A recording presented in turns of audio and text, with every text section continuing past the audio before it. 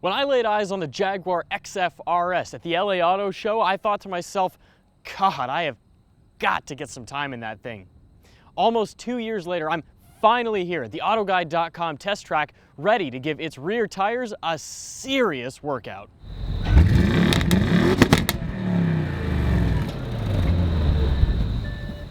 And I felt the same way about the RS7. With 560 horsepower, 516 pound-feet of torque, 8 gears, and all-wheel drive, this is a super sedan. If you've been keeping track at home, you realize that that means this thing has the same number of gears, similar horsepower, similar torque, but of course uses rear-wheel drive, and I'm willing to bet that that's going to make it a hell of a lot more fun on the track. This thing is an XFR on steroids. 60 miles an hour in 4.4 seconds.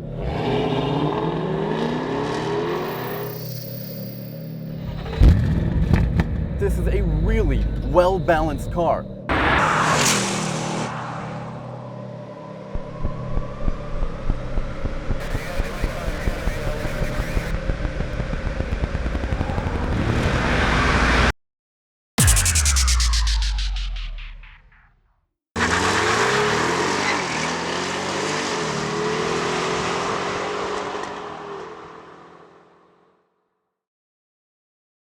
This Audi RS7 outclasses that Jaguar in every possible way.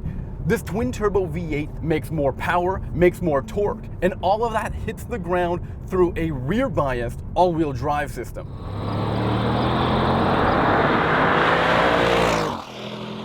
That means this car, the most powerful RS model that Audi has ever released to the US, can do 0 to 60 miles per hour in 3.7 seconds. Although, to be honest, watching Luke kick the rear end of that Jaguar, it does make me a little jealous at times.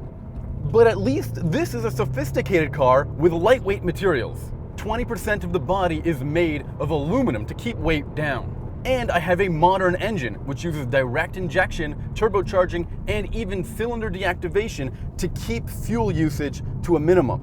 And as Audi's Le Mans teams would attest to, being able to use every drip of fuel counts at the racetrack too. And further proving that this is a car that's built for the modern era, this car has customizable settings, like throttle response, engine loudness, and even the transmission responsiveness. And all of that allows you to get into a groove quickly at the racetrack. And once you do, you're gonna find out that this is a really well-balanced car. The dynamic ride control keeps this thing unbelievably flat in the corners.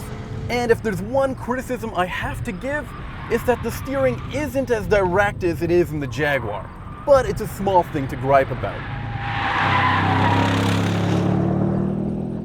Sorry, Luke, all of that adds up to a car that's far better than that XFR-S. And when it comes to sound, this thing doesn't disappoint either.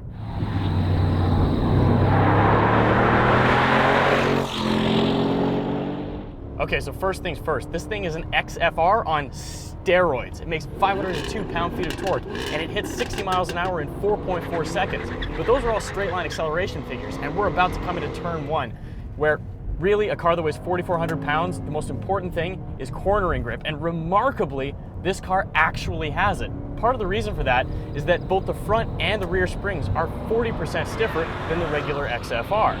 On top of that, it's also got a revised version of the electronic rear differential and considerably enhanced aerodynamic kits on the front and the rear. Of course, that massive rear wing that you've already seen is optional, and it does cost $3,500, but come on, I mean, just look at it. Now, one of the other reasons that this car is actually able to take a corner despite its massive curb weight is the fact that the front and the rear tires have both been made wider for the XFR-S. So in the front, you get ½ inch of extra width, and in the rear, a full inch. For perspective, the rear tires measure 295 millimeters wide in this car. While it's true that this thing's still lighter than Sammy's car, you gotta keep in mind, it's still very, very heavy. And part of that's owing to the fact that this is still based on Ford's old mid-size rear-wheel drive chassis. And for Jaguar, that dates back to the early 2000s and the S-Type. But you know, sometimes with age comes an advantage, because that also means I've got hydraulic power steering instead of Sammy's electric setup. If I'm being honest, I think Audi's done a pretty good job of dialing in their electric power steering, but for all you purists out there, the truth is, the steering in this car feels really, really good. Now, both these cars are saddled with 8-speed automatic transmissions, and I mean, that's kind of a bummer, but the truth is that it's still pretty responsive, and when you're driving this thing on the street, it's very, very smooth. So to a certain extent, it's probably a good thing. I mean, it's competent on the track. It could be better, but really, it's pretty good. You know, Jaguar offers carbon ceramics on some of its other products, but it's not even available here. And you remember, this car costs 6 figures. It's a really expensive vehicle, and it's supposed to be the most performance-capable XF out there. And it's sort of sad to think that they have the equipment, but they're just not offering it. But you know what? For all its faults and little areas where it's outdated, the fact of the matter is there's just no replacing a supercharged Jaguar 5-liter V8. I mean, it just sounds mean.